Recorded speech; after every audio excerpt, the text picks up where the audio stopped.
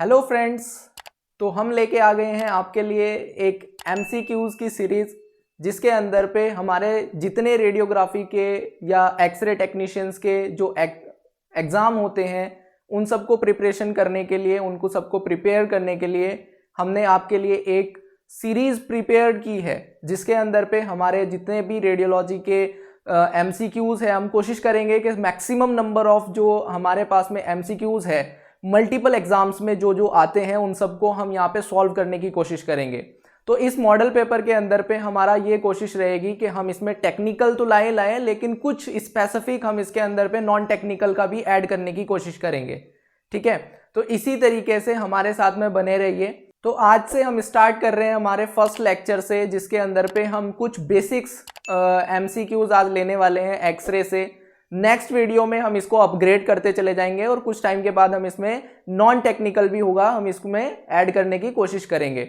और इन लेक्चर्स के अंदर पे जो MCQs होंगे वो MCQs हमारे ऐसे होंगे जो प्रीवियस पेपर्स में आ चुके हैं, जैसे कि हमारे पास में हमारा एम्स का एग्जाम होता है या फिर हमारा PGI चंडीगढ़ का एग्जाम होता है, SGPGI का एग्जाम होता है या UK SSSC का एग्जाम होता है, UP SSSC का एग्जाम होता है। तो हम कोशिश करेंगे जितने हमारे पुराने पेपर्स हमें मिलेंगे उन सब पेपर्स को हम सॉल्व करके यहाँ पे हम लेक्चर्स वीडियोस यहाँ पे बनाते रहेंगे। आज हम स्टार्ट करते हैं कुछ बेसिक क्वेश्चन से। नेक्स्ट वीडियोस के अंदर पे हम इन MCQs को थोड़ा अपग्रेड करते हुए चले जाएंगे।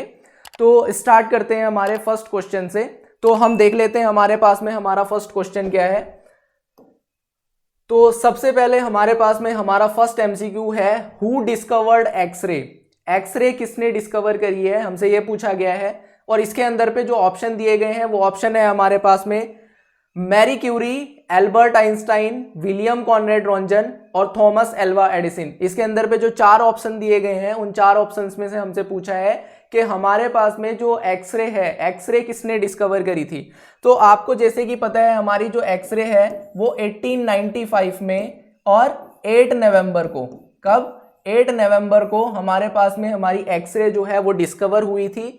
वो जर्मनी में डिस्कवर हुई थी और वेसबर्ग यूनिवर्सिटी में, किसमें, वेसबर्ग यूनिवर्सिटी में इसका डिस्कवर हुआ था। और किसने किया था, हमारे पास में ऑप्शन है Marie Curie, Albert Einstein, William Conrad Roentgen और थॉमस एल्वा एडिसन। तो जो सी ऑप्शन हमारे पास में है विलियम कॉनरेड रोंजन, इन्होंने हमारे पास में जो एक्सरे हमारी है उस एक्सरे को डिस्कवर किया था। ठीक है, तो ये हमारे पास में फर्स्ट क्वेश्चन का आंसर है। उसके बाद में नेक्स्ट क्वेश्चन है हमारे पास में what type of electromagnetic radiation are x ray.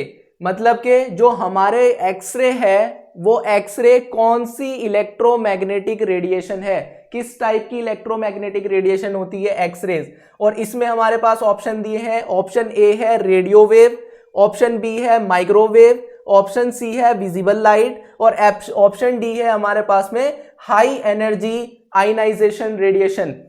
तो हम यहाँ पे सबसे पहले देख लेते हैं जो रेडियो वेव हमारे पास में होती है। रेडियो वेव एक अपने आप से इलेक्ट्रोमैग्नेटिक रेडिएशन है, तो ये एक्सरे नहीं हो सकती। माइक्रोवेव भी हमारे पास में एक इंडिविजुअल इलेक्ट्रोमैग्नेटिक रेडिएशन है, तो ये भी हमारे पास में जो है एक्सरे नहीं हो सकती। हमसे पूछा गया है कि एक्सरे कौन सी इलेक्ट्रोमैग्नेटिक रेडिएशन, किस टाइप की इलेक्ट्रोमैग्नेटिक रेडिएशन है, जबकि रेडियो वेव और माइक्रोवेव अपने आप से इलेक्ट्रोमैग्नेटिक रेडिएशन होती है। उसके बाद में विजिबल लाइट भी हमारे पास में इलेक्ट्रोमैग्नेटिक रेडिएशन है, तो ये हमारे पास में एक्सरे नहीं है। इनकी कोई भी बात यहाँ पे नहीं हो रही है, सिर्फ पूछा जा रहा है कि एक्सरे के बारे में बताइए कि एक्सरे हमारे पास में कौन सी इलेक्ट्रोमैग्नेटिक रेडिएशन किस टाइप की है।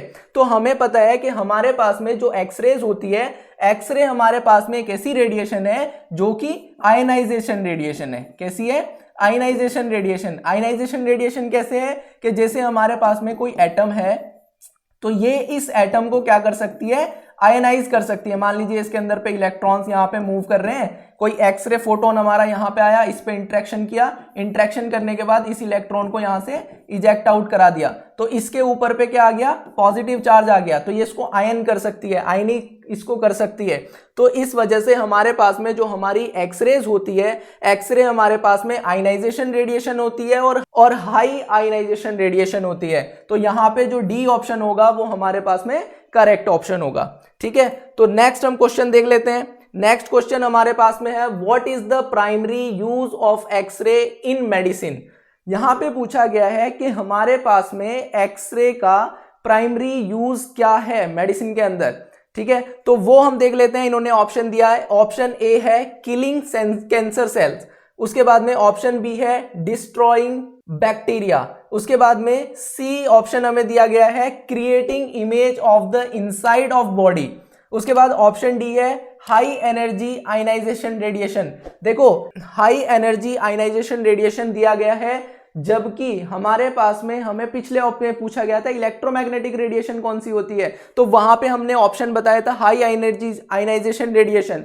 तो दैट मीन यहां पे हमारे पास में वो तो हमने टाइप बता दिया था, लेकिन यूज नहीं हो रहा है इसका, मतलब आयनाइजेशन के लिए हम यहाँ पे यूज नहीं कर रहे हैं इसको। दूसरा हमारे पास में जो फर्स्ट ऑप्शन दिया गया है killing cancer cell, cancer cell हम इससे किल करते हैं, लेकिन ये हमारा प्राइमरी यूज नहीं है। उसके बाद में डिस्ट्रॉइंग बैक्टीरिया, बैक्टीरिया को हम एक्सरे से डिस्ट्रॉय कर सकते हैं, लेकिन ये हमारा प्राइमरी यूज नहीं है। हमारा प्राइमरी यूज यहाँ पे क्या होगा, creating image of the inside of the body. ठीक है ना, तो सी ऑप्शन जो हमारे पास में है वो ऑप्शन हमारा यहाँ पे करेक्ट होगा। एक्सरे को डायग्नोस्टिक के अंदर, मेडिसिन के अंदर हम यूज करते हैं क्या करने के लिए, बॉडी की इमेज लेने के लिए, इनसाइड द बॉडी जो हमारे पास में है उसकी इमेज लेने के लिए हम इसको यहाँ पे यूज करते हैं। उसके बाद में नेक्स्ट क्वेश्चन देख लेते हैं। तो फोर्थ क्वेश्चन है हमारे पास में x-ray beam when fall on the body act as. तो यहां पूछा गया है कि हमारे पास में जब एक्सरे बीम जो होती है वो बॉडी पे इंटरेक्ट करती है तो वो किस तरीके का बिहेव करती है, मतलब किस तरीके से एक्ट करती है। तो यहां पे ऑप्शन दिए गए हैं, ऑप्शन ए है रिफ्लेक्शन दिखाती है, ऑप्शन बी है एब्जॉर्प्शन दिखाती है, सी है ट्रांसमिशन दिखाती है, और डी हमारे पास में है ऑल अबव। सबसे पहले हमारे पास में कोई एक बॉडी है, ठीक है, यहां पे क्या हुआ कि हमारी एक्सरेज आई, एक्सरे ने इसके साथ में इंटरेक्शन किया और ये हमारे पास में क्या हो गई, रिफ्लेक्ट हो गई। उसके बाद में दूसरी बीम हमारे पास में आई, एक्सरे बीम आई, और आने के बाद में क्या हुआ, इसके अंदर पे एब्जॉर्ब हो गई। तीसरी बीम हमारे पास में आई और आए हमारे पास में क्या हो गया, ट्रांसमिशन हो गया। तो सिंपल थिंग है कि हमारा रिफ्लेक्शन भी हमें देखने को मिलता है एक्सरे के अंदर जब इंटरेक्ट करती है बॉडी के साथ, एब्जॉर्प्शन भी हमें देखने को मिलता है, ट्रांसमिशन भी हमें देखने को मिलता है जिसको हम पेनिट्रेशन कहते हैं। तो ये हमारे पास में तीनों चीजें हमें देखने को मिलती है, तो इसलिए ऑल अबाउ हमारा डी जो ऑप्शन होगा वो डी ऑप्शन हमारा करेक्ट ऑप्शन होगा।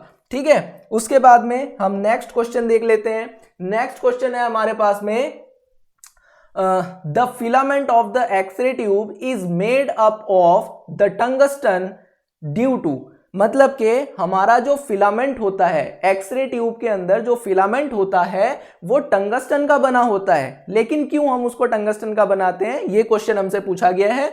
उसके बाद में हमें ऑप्शन दिया गया है हाई मेल्टिंग पॉइंट, क्या होता है, फर्स्ट ऑप्शन में दिया गया है high melting point, second option दिया गया है stable electron emission of high temperature, C option दिया गया है good mechanical strength and long life, और डी ऑप्शन दिया गया है ऑल अबाउ। तो हमारे पास में हमारा जो है टंगस्टन का जो मेल्टिंग पॉइंट होता है वो कितना होता है, 3400 डिग्री सेल्सियस या फिर 3377 डिग्री सेल्सियस। ये कई बुक्स में अलग अलग लिखा होता है, या तो 3377 डिग्री सेल्सियस लिखा होगा, क्योंकि भार्गव की बुक में ये 3377 डिग्री सेल्सियस लिखा है, लेकिन अगर आप इसे नेट पे चेक करोगे तो 3400 डिग्री सेल्सियस लिखा है। तो ये दोनों करेक्ट है, ये दोनों करेक्ट है, आप इसमें से दोनों में से कोई भी लिख सकते हैं। तो हाई मेल्टिंग पॉइंट इसका होता है, बिल्कुल टंगस्टन का हाई मेल्टिंग पॉइंट होता है, इसलिए हम इसको यूज करते हैं। उसके बाद में इसका इलेक्ट्रॉन एमिशन का जो स्टेबिलिटी है वो भी बहुत अच्छी होती है ऑफ हाई टेम्परेचर पे। उसके बाद में ये गुड मैकेनिकल स्ट्रेंथ भी इसकी होती है और लॉन्ग लाइफ भी इसकी होती है। तो दैट मीन हम इसको जो यूज करते हैं, हम इन तीनों चीजों के लिए इसको क्या करते हैं, यूज करते हैं। ठीक है ना, तो हमारा जो डी ऑप्शन होगा ऑल अबाउ ये करेक्ट होगा। उसके बाद में हमारे पास में आता है 6 क्वेश्चन। तो 6 क्वेश्चन की अगर बात करी जाए तो इसमें हमसे पूछा गया है anode is made up of, मतलब कि जो हमारे पास में हमारा एनोड होता है वो एनोड किस चीज का बना हुआ है। ठीक है, तो यहां पे ऑप्शन दिया गया है टंगस्टन विद रेनियम, उसके बाद में बी ऑप्शन दिया गया है प्योर टंगस्टन, सी ऑप्शन दिया गया है मॉलिब्डिनम और डी ऑप्शन दिया गया है नन ऑफ द अबव। देखो सबसे पहली चीज यहां पे जो एनोड लिखा है ना, एनोड की जगह अगर हम डायरेक्टली लिख दे टारगेट, क्या लिख दे टारगेट, क्योंकि एनोड की अगर हम बात करें ना तो एनोड तो हमारा पूरा ब्लॉक होता है ना, ठीक है, क्योंकि आपने देखा होगा जब हम बात करते हैं हमारे स्टेशनरी ट्यूब के अंदर, तो स्टेशनरी ट्यूब के अंदर पे क्या होता है कि हमारे पास में पूरी ये जो ब्लॉक है ये पूरा ब्लॉक हो गया, ठीक है। मैं इसको सही से बना देता हूं, जैसे मान लीजिए हमारे पास में ये पूरा इस तरीके से पूरा ब्लॉक होता है, ये आगे का पार्ट सिर्फ इतना वाला पार्ट हमारा टारगेट होता है, ठीक है, और ये पूरा हम इसको एनोड ब्लॉक कहते हैं, क्या कहते हैं, एनोड ब्लॉक हम इसको कहते हैं। तो ये हमारा जो होता है ये हमारा कॉपर का बना होता है, किसका बना होता है, कॉपर का, और ये वाला जो पार्ट हमारा होता है ये हमारा टंगस्टन का बना होता है, ठीक है ना। तो यहां पे क्या होगा, अगर हम एनोड ना लिख के टारगेट लिखे तो ज्यादा बेटर होगा, ठीक है। तो इस तरीके से अब अगर हम बात करते हैं कि टारगेट हमारा जो होता है वो किसका बना हुआ होता है, तो यहां पे ऑप्शन दिए गए हैं tungsten with rhenium, pure tungsten, molybdenum, none of the above. तो सिंपल है, हम प्योर टंगस्टन का इसको नहीं बनाते हैं, याद रखना। हमारे पास में बहुत सारे बच्चे पढ़ते हैं कि हम इसको टंगस्टन का बनाते हैं, बट हम इसको प्योर टंगस्टन का नहीं बनाते हैं। क्यों नहीं बनाते हैं, बिकॉज ऑफ हमारा जो टंगस्टन होता है वो रफली होता है। लेकिन अगर हम बात करें ऑप्शन ए जो हमारे पास में करेक्ट ऑप्शन होगा, because of tungsten with rhenium, rhenium इसके अंदर पे इसलिए यूज किया जाता है क्योंकि ये इसको क्या बनाता है, सॉफ्ट बनाता है, क्या करता है, सॉफ्ट, इसकी जो स्मूथनेस इसके अंदर पे लेके आता है, सॉफ्ट इसको बनाने का काम करता है। तो इस वजह से टंगस्टन विद रेनियम को यहां पे यूज किया जाता है। मॉलिब्डिनम को भी यूज किया जाता है, लेकिन मॉलिब्डिनम को मैमोग्राफी के अंदर पे यूज किया जाता है, किसके अंदर, मैमोग्राफी के अंदर। लेकिन यहां पे जो हमारे पास में हमारा करेक्ट आंसर होगा वो ए करेक्ट आंसर होगा यहां पे, टंगस्टन विद रेनियम, ठीक है। उसके बाद में नेक्स्ट हमारे पास में 7 क्वेश्चन में हमारे पास में पूछा गया है the glass envelope of diagnostic x-ray tube is made up of, मतलब कि हमारा जो एक्सरे ट्यूब के अंदर पे ग्लास इनवेलप होता है वो किसका बना हुआ होता है, किस चीज का बना हुआ होता है। सबसे पहले हमारा जो ग्लास इनवेलप होता है, ग्लास इनवेलप का काम होता है वैक्यूम को मेंटेन करने का, किसका, वैक्यूम को मेंटेन करने का ट्यूब के अंदर। और ये जो हमारे पास में वैक्यूम को मेंटेन करती है, ये हमारे पास में मेंटेन करती है प्रेशर पे 10⁻⁻⁵ mmHg, ठीक है ना। तो इस प्रेशर पे हमारे पास में जो ग्लास इनवेलप होता है ये वैक्यूम को क्या करता है, मेंटेन करता है। और ये हमारे पास में पायरेक्स ग्लास भी कहलाता है, क्या है, पायरेक्स ग्लास भी। और ये हमारे पास में ऑप्शन दिए गए हैं, ए ऑप्शन है बोरोसिलिकेट, बी होता है ऑर्डिनरी ग्लास, सी होता है स्टील, या डी है नॉन ऑफ द अबव। तो हमारे पास में यहाँ पे जो ग्लास इनवेलप होता है डायग्नोस्टिक एक्सरे ट्यूब के अंदर वो हमारे पास में बना होता है बोरोसिलिकेट का, किसका बना होता है, बोरोसिलिकेट का। तो ए ऑप्शन जो हमारे पास होगा वो करेक्ट होगा। उसके बाद में हम बात कर लेते हैं 8th क्वेश्चन की।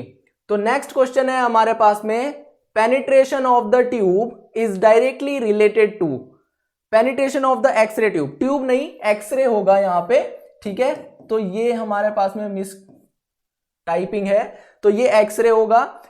Penetration of the x-ray is directly related to, मतलब कि हमारे पास में पेशेंट को पेनिट्रेट करने की जो कैपेबिलिटी होगी वो किस चीज से रिलेट करती है, एक्सरे की। तो यहां पे ऑप्शन दिया गया है केवीपी, बी ऑप्शन दिया गया है एमए, सी ऑप्शन दिया गया है एक्सपोजर टाइम, डी ऑप्शन दिया गया है फोकस फिल्म डिस्टेंस। तो यहां पे हमारे पास में पहले हम समझ लेते हैं केवीपी क्या होता है। केवीपी का मतलब होता है किलो वोल्ट पावर, मतलब के एनर्जी, मतलब के एनर्जी। उसके बाद में हमारे पास में होता है एमए, एमए का मतलब होता है मिली एम्पियर, मतलब करंट। तो ये हमारे पास में होता है number of electron, number of electron, ठीक है। तो अब हम यहां पे अगर बात करें पेनिट्रेशन पावर की और हम यहां पे क्या कर दे, नंबर ऑफ इलेक्ट्रॉन को बढ़ा दे, तो नंबर ऑफ इलेक्ट्रॉन कितने भी ज्यादा हो वो पेशेंट को बिना एनर्जी के, बिना पावर के पेनिट्रेट नहीं कर सकते। तो यहां पे हमें अगर एक्सरे की पेनिट्रेशन पावर को बढ़ाना है या घटाना है तो वो डायरेक्टली डिपेंड करेगा हमारा केवीपी से। किससे डिपेंड करेगा? केवीपी, क्योंकि हमें वहां पे पेनिट्रेशन करवाने के लिए एनर्जी की जरूरत है। तो हमारा जो ऑप्शन ए होगा, ये ऑप्शन ए हमारा करेक्ट होगा। ठीक है, उसके बाद में हम नेक्स्ट की बात करते हैं। नेक्स्ट क्वेश्चन हमारे पास है the heat generated in the anode of the x-ray tube is, मतलब कि हमारे एक्सरे ट्यूब के अंदर पे कितनी हीट जनरेट होती है, एक्सरे ट्यूब में हमारी कितनी हीट जनरेट होती है। तो ऑप्शन दिया गया है लेस देन 1%, बी ऑप्शन दिया गया है लेस देन 30%, सी ऑप्शन दिया गया है लेस देन 70% और डी ऑप्शन दिया गया है मोर देन 99%। तो सिंपल सी बात है, जब हम एक्सरे प्रोडक्शन की बात करते हैं तो एक्सरे प्रोडक्शन में हमारी 1% एक्सरे का प्रोडक्शन होता है और 99% हमारा हीट का प्रोडक्शन करता है। When the fast moving electron strike to target there are produce 99% heat और 1% एक्सरे। तो सिंपल डी ऑप्शन हमारा करेक्ट होगा, मोर देन 99% हीट का प्रोडक्शन वहां पे होता है। उसके बाद में नेक्स्ट हमारे पास में क्वेश्चन है x-ray can be deflected by, x-ray can be deflected by, मतलब कि हमारी जो एक्सरे है वो किस जगह पे डिफ्लेक्ट हो सकती है, मतलब कि अपने पाथ को चेंज कर सकती है। कोई एक्सरे बीम है वो सीधे जा रही है तो वो किस जगह पे, कौन सी ऐसी जगह होगी जहां पे ये डिफ्लेक्ट कर जाएगी। ठीक है, और इन्होंने ऑप्शन दिया गया है इलेक्ट्रिक फील्ड में, बी ऑप्शन दिया गया है नॉन ऑफ द अबव, सी हमारे पास में दिया गया ऑप्शन मैग्नेटिक फील्ड में, डी ऑप्शन दिया गया है इलेक्ट्रोमैग्नेटिक फील्ड में। तो सिंपल है, एक्सरे जो हमारी होती है, एक्सरे पे कोई भी चार्ज नहीं होता है, एक्सरे पे कोई भी चार्ज नहीं होता है, ना पॉजिटिव चार्ज होता है ना नेगेटिव चार्ज होता है। तो इसलिए वो इलेक्ट्रिक फील्ड में भी अट्रैक्शन या रिपल्शन शो नहीं करेगी। उसके बाद में मैग्नेटिक फील्ड में भी इसका कोई अट्रैक्शन रिपल्सन शो नहीं होगा। उसके बाद इलेक्ट्रोमैग्नेटिक फील्ड के अंदर पे भी इसका कोई अट्रैक्शन और रिपल्सन शो नहीं होगा। तो simple B option none of the above हमारे पास में क्या है, ऑप्शन करेक्ट है कि यहां पे हमारी जो एक्सरेज है वो किसी भी फील्ड की तरफ या किसी भी चार्ज की तरफ अट्रैक्टिव या रिपल्शन उसका शो नहीं होगा। तो ये था हमारे पास में क्वेश्चन। उसके बाद में नेक्स्ट क्वेश्चन हम देख लेते हैं। नेक्स्ट क्वेश्चन क्या है, wavelength of x-ray is in range, मतलब कि हमारी जो एक्सरेज होती है, एक्सरे की वेवलेंथ क्या होती है। ऑप्शन दिया गया है 10⁻⁻8 टू 10⁻⁻13 मीटर।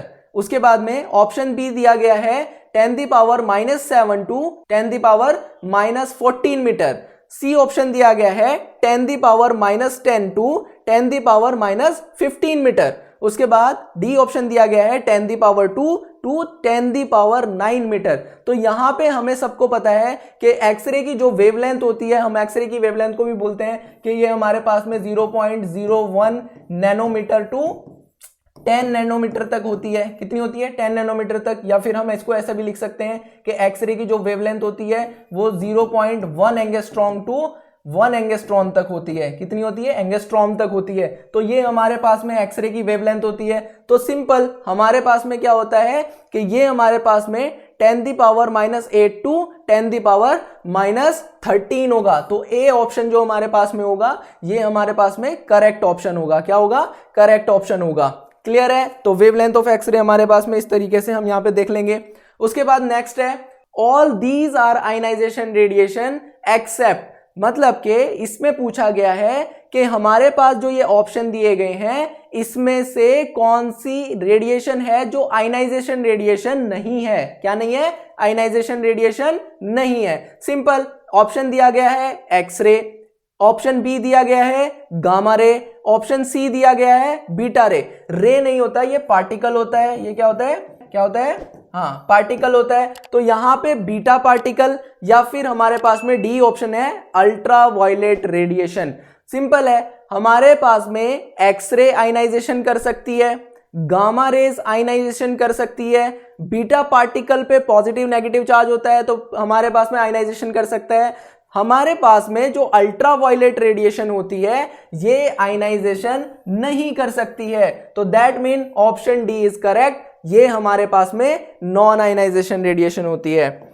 उसके बाद में नेक्स्ट हम ऑप्शन देख लेते हैं, नेक्स्ट क्वेश्चन देखते हैं। तो इसमें हमसे पूछा गया है the typical current in the x-ray tube filament is, मतलब कि हमारा जो एक्सरे ट्यूब का करंट होता है फिलामेंट में वो कितना होता है। ऑप्शन दिया गया है 4 एमए का मिली एम्पियर, बी ऑप्शन दिया गया है 40 मिली एम्पियर, सी ऑप्शन दिया गया है 8 एम्पियर, या डी ऑप्शन दिया गया है 4 एम्पियर। आप सबको पता है जब हम करंट अप्लाई करते हैं तो वहां पे हमारे पास में 220 वोल्ट होता है। कितना होता है? 220 वोल्ट। उसके बाद में हम क्या करते हैं, स्टेप डाउन ट्रांसफार्मर इसमें यूज करते हैं और स्टेप डाउन ट्रांसफार्मर से हम इसको 10 to 12 वोल्ट कन्वर्ट कर देते हैं। कितना कर देते हैं? 10 to 12 वोल्ट। तो वो हमारा 3 एम्पियर टू 5 एम्पियर हो जाता है। कितना हो जाता है? 3 एम्पियर टू 5 एम्पियर का करंट हमें वहां मिलता है। तो ऑप्शन डी हमारे पास में यहाँ पे करेक्ट होगा। 4 एम्पियर का करंट हमारे पास में यहाँ पे फिलामेंट के लिए इज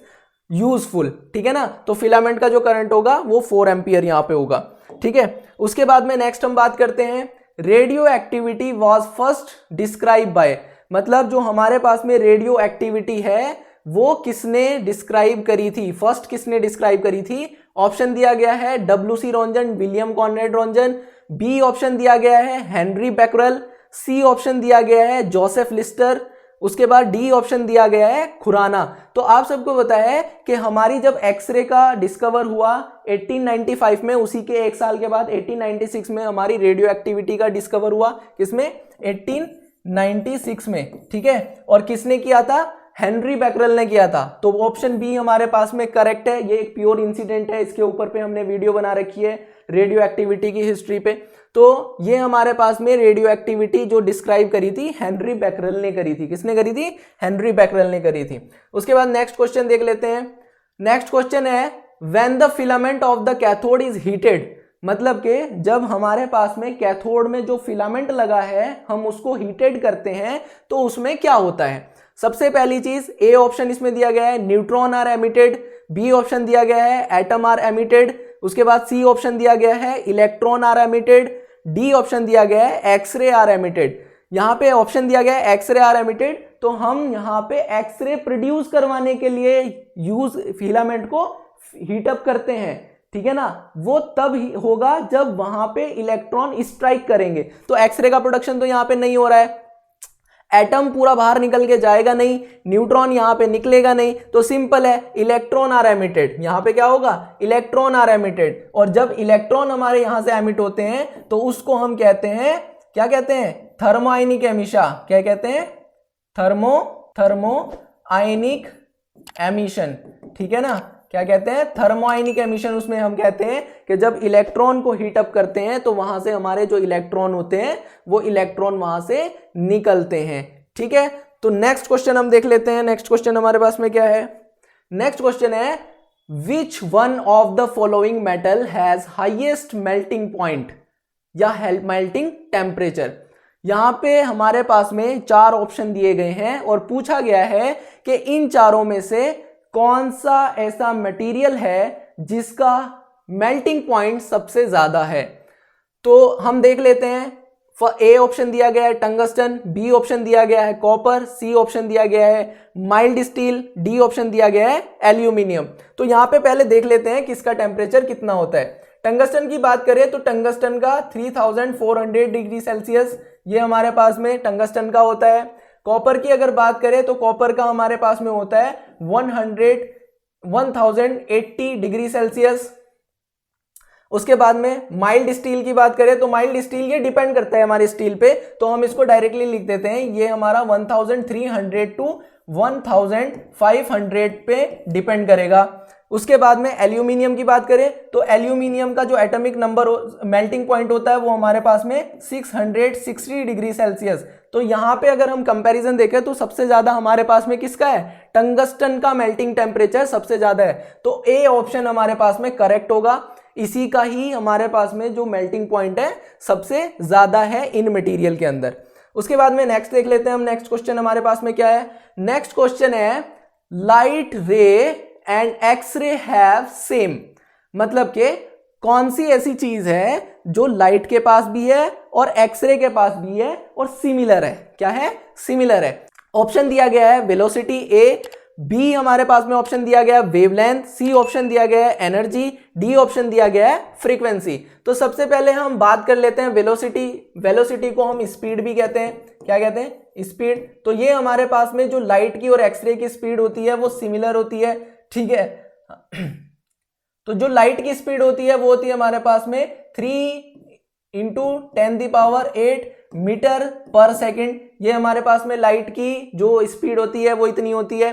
उसके बाद में वेवलेंथ की अगर हम बात करें तो वेवलेंथ हमारे पास में दोनों की सेम नहीं होती है। जो हमारी एक्सरे की वेवलेंथ होती है वो अभी हमने लिखा 0.1 एंगस्ट्रॉम टू 1 एंगस्ट्रॉम होती है, और ये हमारे पास में जो होती है वो 400 नैनोमीटर टू 700 नैनोमीटर होती है। तो ये हमारे पास में इनमें बहुत ज्यादा डिफरेंस है। उसके बाद अगर एनर्जी की बात करें तो energy it's depend on frequency की अगर बात करें तो फ्रीक्वेंसी हमारे पास में इसकी भी बहुत ज्यादा डिफरेंस होता है, ठीक है ना। तो इसके अंदर पे अगर हम बात करें तो इनका जो सिमिलर होता है वो सिमिलर हमारी सिर्फ वेलोसिटी होती है, स्पीड, क्योंकि हमारी एक्सरे की जो स्पीड होती है वो सिमिलर होती है लाइट स्पीड के। तो उसकी एक्सरे की भी हमारी स्पीड उतनी होती है, वेलोसिटी उतनी होती है, और लाइट की भी। तो दैट मीन हमारा जो ए ऑप्शन होगा, ए ऑप्शन यहाँ पे हमारा करेक्ट होगा, ठीक है। उसके बाद में नेक्स्ट की हम बात कर लेते हैं। नेक्स्ट क्वेश्चन हमारे पास में क्या है, नेक्स्ट क्वेश्चन है curie is the unit of, मतलब के हमारे पास में क्यूरी किसकी यूनिट है। इसमें ऑप्शन दिया गया है, और ए ऑप्शन है energy of gamma ray, B option दिया गया है हाफ लाइफ, सी ऑप्शन दिया गया है रेडियो एक्टिविटी, डी ऑप्शन दिया गया है इंटेंसिटी ऑफ एक्सरे। तो सिंपल है, हमारे पास में हमें देखना है जो मैरी क्यूरी है, मैरी क्यूरी ने हमारे एक रेडियो एक्टिव मटेरियल की क्या करी थी, खोज करी थी, डिस्कवरी करी थी। तो इसीलिए यहां पे हमारे पास में जो रेडियो एक्टिविटी है, रेडियो एक्टिविटी की यूनिट क्यूरी होती है। क्या होती है, क्यूरी होती है रेडियो एक्टिविटी की यूनिट। तो हमारा जो सी ऑप्शन होगा, सी ऑप्शन हमारा करेक्ट होगा। उसके बाद नेक्स्ट देख लेते हैं, x-ray beam quality depends on, x-ray की जो क्वालिटी है वो किस पे डिपेंड करती है, एक्सरे बीम की क्वालिटी। और इसके अंदर ऑप्शन दिया गया है एसिलरेटिंग वोल्टेज, उसके बाद बी ऑप्शन दिया गया है टारगेट मटेरियल, सी ऑप्शन दिया गया है इनहेरेंट फिल्टर, डी ऑप्शन दिया गया है all of the above. Actually इस क्वेश्चन के अंदर पे एक ट्रिक क्वेश्चन हम इसको मान सकते हैं, ठीक है ना, क्योंकि यहां पे पूछा गया है x-ray beam quality, x-ray beam की क्वालिटी पूछा गया है, ना कि इमेज की, एक्सरे इमेज हमारे पास में जो फिल्म है ना उसकी इमेज की। क्योंकि ऑप्शन से देख के ऐसा लग रहा है कि यहां पे पूछा गया है फिल्म की, लेकिन अगर हम बी की बात करें तो अगर बीम की बात करें तो एक्सरे बीम हमारी डिपेंड करती है वोल्टेज पे। अगर आप वोल्टेज को बढ़ाओगे तो आपकी जो एक्सरे बीम की क्वालिटी होगी या एक्सरे बीम जो होगी वो बढ़ी हुई होगी, ठीक है ना। तो यहां पे हमारे पास में अगर देखा जाए इसके according x-ray beam quality depend on the, तो एसिलरेटिंग वोल्टेज, वोल्टेज बढ़ाने से हमारे पास में बीम की क्वालिटी जो होगी वो बढ़ जाएगी। लेकिन अगर यहां बीम ना होके या हमारे पास में एक्सरे फिल्म हो जाए, क्या हो जाए, एक्सरे फिल्म हो जाए, तो एक्सरे फिल्म हमारे पास में जो है एसिलरेटिंग वोल्टेज, वोल्टेज बढ़ाएंगे बीम बढ़ेगी, तो हमारे पास में उसकी क्वालिटी अच्छी होगी। टारगेट मटेरियल अगर हम अच्छा यूज करेंगे तो टारगेट मटेरियल अच्छा यूज करने की वजह से भी हमारी टीम की जो भी फिल्म की क्वालिटी वो अच्छी हो जाएगी।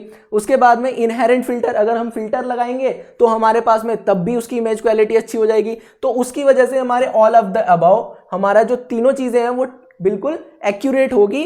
तो हमारे पास में तीनों ऑप्शन करेक्ट है। लेकिन मैंने आपको बता दिया है कि कब कौन सी चीज होगी। अगर एक्सरे बीम पूछा जाएगा तो एसिलरेटिंग वोल्टेज, वोल्टेज को बढ़ाने से हमारे पास में बीम की क्वालिटी अच्छी हो जाएगी। लेकिन अगर यहां पे फिल्म आता है, एक्सरे फिल्म आता है, तो वो हमारे पास में फिर तीनों डिपेंड करता है। एसिलरेटिंग वोल्टेज अगर करेंगे, टारगेट मटेरियल अगर हमारे पास में होगा, इनहेरेंट फिल्टर, तो तीनों पे डिपेंड करेगा और वो हमारा ऑल ऑफ द अबव हो जाएगा। तो ये चीज भी आपको यहां पे याद रखनी है।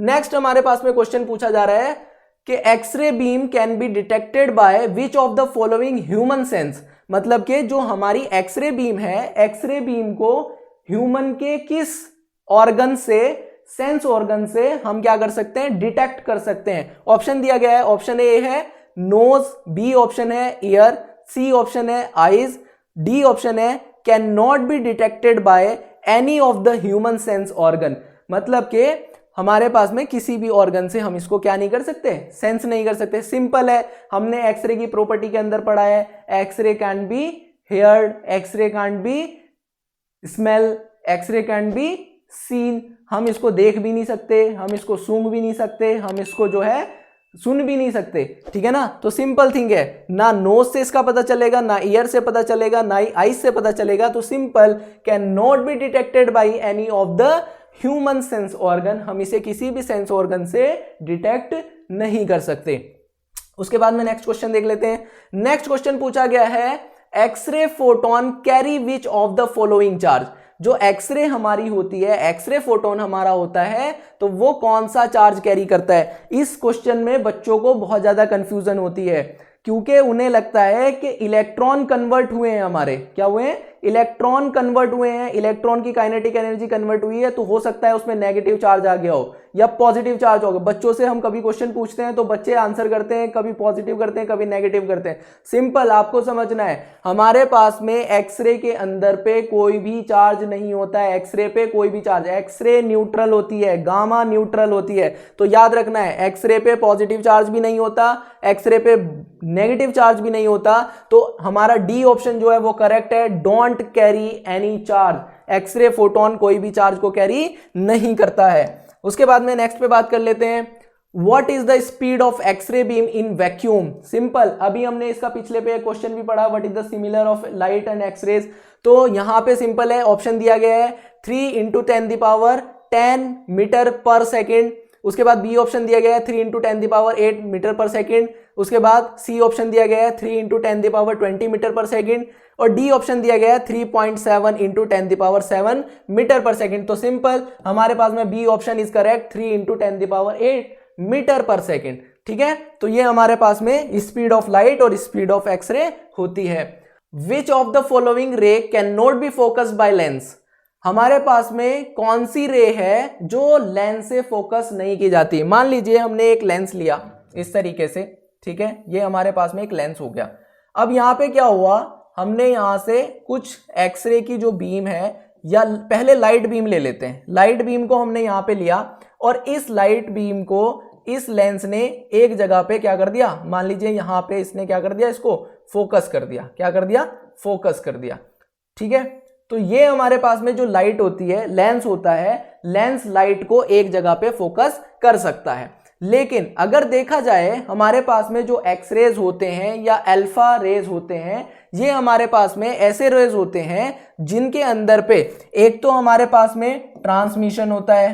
क्या होता है, हाँ, ट्रांसमिशन इनके अंदर पे देखने को मिलता है, फर्स्ट थिंग। दूसरा, इनके अंदर पे एब्जॉर्प्शन देखने को मिलता है, ठीक है। तीसरा, इनके अंदर पे हमें स्कैटरिंग देखने को मिलता है, ठीक है ना, जिसको हम रिफ्लेक्शन या स्कैटरिंग हमें इसके अंदर पे देखने को मिलता है। जिस पार्टिकल्स या जिस रे के अंदर पे ये तीनों चीजें हो, ट्रांसमिशन, एब्जॉर्प्शन, स्कैटरिंग, उस रे को आप क्या नहीं कर सकते, फोकस नहीं कर सकते। और ये चीजें हमें कहां कहां देखने को मिलती है, अल्फा पार्टिकल में देखने को मिलती है, बीटा पार्टिकल में देखने को, गामा रेज में देखने को मिलती है, ठीक है ना, एक्स रेज में देखने को मिलती है। तो यहां पे हम लेंस से अपनी अल्फा पार्टिकल और बीटा पार्टिकल को जो है क्या नहीं कर सकते, फोकस नहीं कर सकते। तो डी जो ऑप्शन होगा वो करेक्ट ऑप्शन होगा हमारे पास में, बोथ ए एंड बी हमारे पास में यहां पे क्या होगा, करेक्ट होगा। ना तो अल्फा पार्टिकल को और ना एक्सरे पार्टिकल, एक्सरे रे को हम यहां पे क्या कर सकते हैं, फोकस कर सकते हैं बाय लेंस। उसके बाद में नेक्स्ट क्वेश्चन देखते हैं। नेक्स्ट क्वेश्चन है हमारे पास में, the degree of penetration of x-ray beam depend on. मतलब कि हमारे पास में हमारी जो एक्सरे की पेनिट्रेशन पावर होगी, इसका एक क्वेश्चन हमने पहले भी पढ़ा है, एक्सरे की जो पेनिट्रेशन पावर होगी वो किस पे डिपेंड करेगी, क्वालिटी पे, क्वांटिटी पे, बोथ ए एंड बी पे, या none of the above. Quality की हमने बात करी है तो क्वालिटी इज केवीपी, क्वांटिटी की अगर बात की जाए तो क्वांटिटी इज एमएएस, ठीक है ना, या एमए की बात करें तो simple KVP is energy. KVP हमारे पास में क्या है, हाँ, एनर्जी होती है, ठीक है। और एमएस हमारे पास में क्या होता है, नंबर ऑफ इलेक्ट्रॉन। क्या होता है, नंबर ऑफ इलेक्ट्रॉन, अगर सीधी सीधी बात करें तो यहां पे हमारे पास में अगर हमें एक्सरे की पेनिट्रेशन पावर को चेक करना है तो एनर्जी की जरूरत होगी, तो यहां पे क्वालिटी को हम देखेंगे। तो A option is correct, option A, quality हमारे पास में डिपेंड करती है एक्सरे की पेनिट्रेशन पावर को।